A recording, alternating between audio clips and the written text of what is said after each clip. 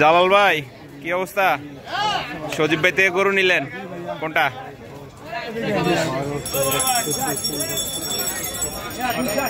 একটা, দুইটা, তিনটা।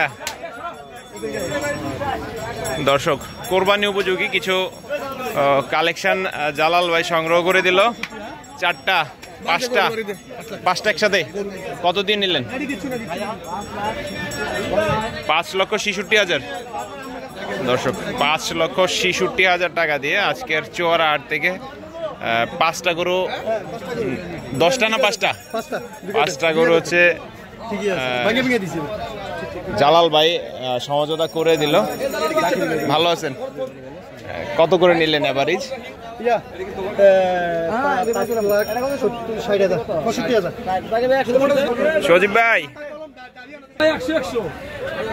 সজীব ভাই আসসালামু আলাইকুম ভাই। 5টা একসাথে কত দিয়ে দিলেন? 5,66,000। দর্শক, এগুলো হচ্ছে বগুড়ার কালেকশন। 5টা গরু, 5,66,000 টাকা আজকের হাট থেকে আর কি সজীব ভাই সেল করলো।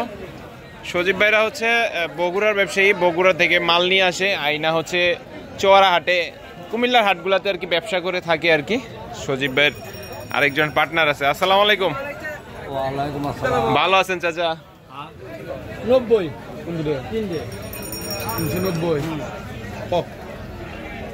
দর্শক, এগুলো সবই হচ্ছে বগুড়ার কালেকশন। বললাম না সজীব ভাইরা হচ্ছে বগুড়া থেকে নিয়ে এসে কুমিল্লার বাজারগুলোতে আর কি ব্যবসা করে থাকে। বেশ সুন্দর একটা কোয়ালিটির একটা বাচ্চা দেখা যাচ্ছে। কি অবস্থা আজকে বাজার? আলহামদুলিল্লাহ, বাজার এখনো শুরু হয়নি, তবে হইতেছে, আশা করা যায় ভালো যাবে।